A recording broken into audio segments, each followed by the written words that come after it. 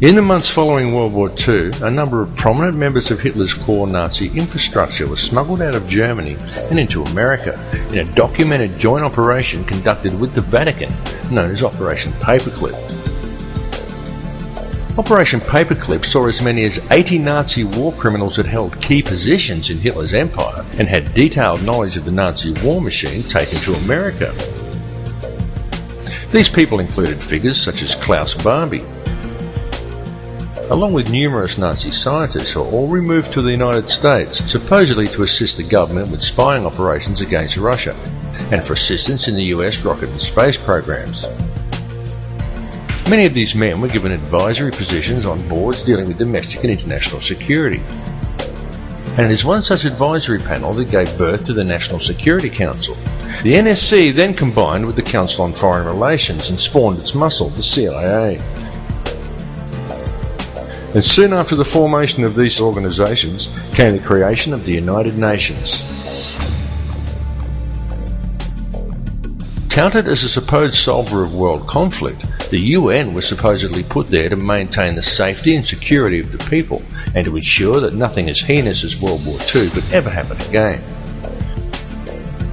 And the world has seen nothing but a continuous stream of war ever since. In fact, since the formation of the NSC, the CIA and subsequently the UN in 1947, the Earth has seen 258 conflicts and in fact more wars than in its entire recorded history prior to that point. Just why is that? Now each time one of these wars has erupted, usually in an area that never saw any real conflict before, it's happened in such a way that has invited Western intervention, and each time we've been told by the media that this intervention is to ensure peace. Each time they say it. To make peace, we use war.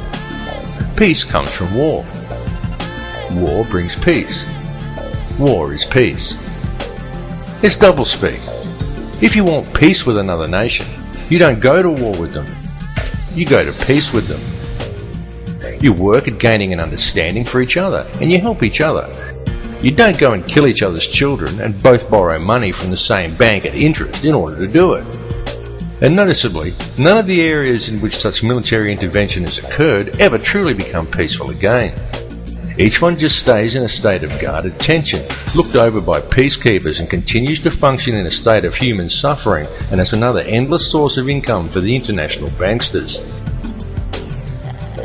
In 1947, as soon as the CIA was formed, the organisation began to spread its tentacles worldwide, finding footholds and taking root in almost all countries on Earth. And from there, and working closely with its Israeli counterpart the Mossad, the CIA has managed to undermine nations from within by using false flag operations, propaganda and terrorism. And please understand that these organisations were created on the recommendations of top-level Nazis, and they were founded and operate on Nazi principles. The CIA has since become the #1 trafficker of drugs and human cargo in the world. The CIA are not the good guys. They are anything but. They are a criminal cabal disguised as an intelligence agency that is based on Nazi principles, has unlimited resources both financially and militarily, and they are answerable to no one. The CIA and Mossad function as virtually the one organisation. Neither they or their agents have been responsible for virtually all terrorist bombings the world has seen in the last 60 years. Their prime mandate is to undermine world security and pave the way for the introduction of a global government controlled by a global monetary system. A global monetary system that is wholly owned and operated by private international banksters. At the end of World War II, the Reich didn't lose or surrender. Germany did. The Reich simply went underground and disappeared. The truth is that the Reich was controlled and financed by European bankers right from the start. And at the end of the war, they simply moved it to America and let it continue to function, but hidden in the shadows. And unbeknownst to the American people, or to Congress, or to the people of the world, it has continued to operate from behind the scenes. And over the last 60 years, it has infiltrated itself into all important levels of government. and industry and the media, and has gradually spread itself out across the entire globe. Forget the politicians. They're an irrelevant thing. The politicians are put there to give you the idea that you have freedom of choice. You don't. You have no choice. You have owners. They own you. They own everything. They own all the important land. They own and control the corporations. They've long since bought and paid for the Senate, the Congress, the state houses, the city halls. They got the judges in their back pockets, and they own all the big media news, all the big media companies. So they control just about all of the news and information you get to hear. They got you by the balls.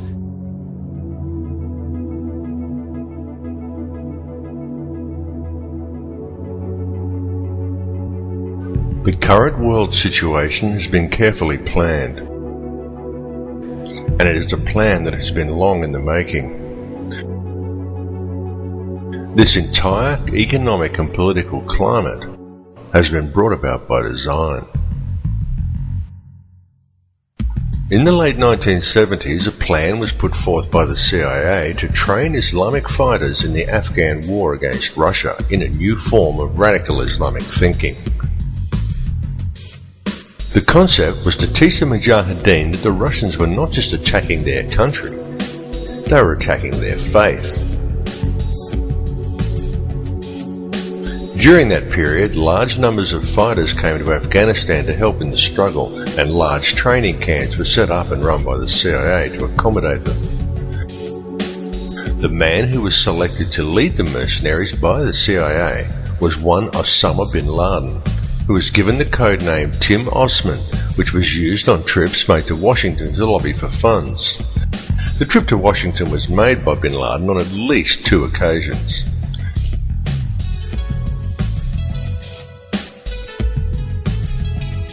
During this period, the CIA taught this new form of radical Islamic thinking and provided terrorist training to hundreds of thousands of Islamic fighters, being careful to also keep a comprehensive database on all the people that they had trained.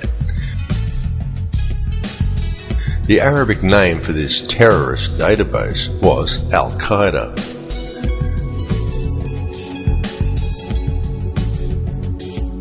Concerned over this new form of radical Islamism and the sheer volume of fighters the CIA was turning out, then Pakistani Prime Minister Benazir Bhutto wrote to the director of the CIA and cautioned him openly, saying in her letter, "You are creating Frankenstein." It's alive! It's alive! It's alive! But her warnings went unheeded.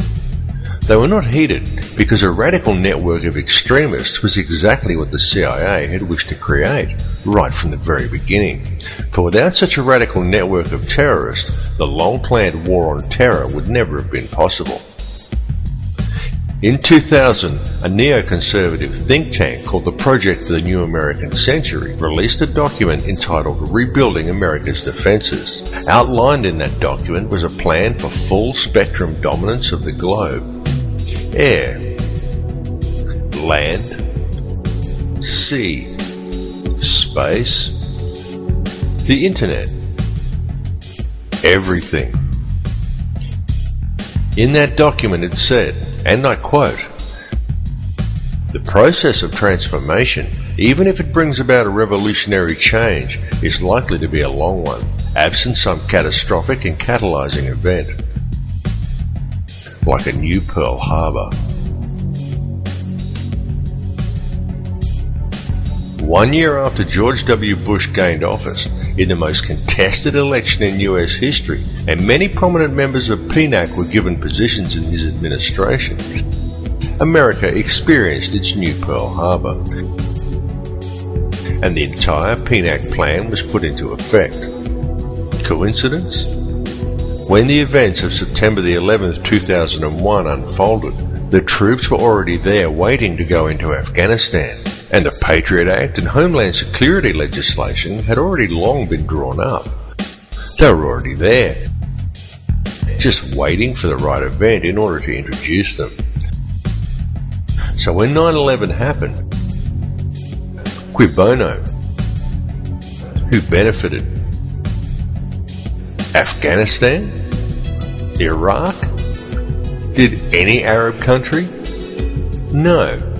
But the Bush administration was given an open checkbook with which to take control of the Afghani poppy fields, the Iraqi oil fields, and the oil-rich and natural gas-rich Caspian Basin.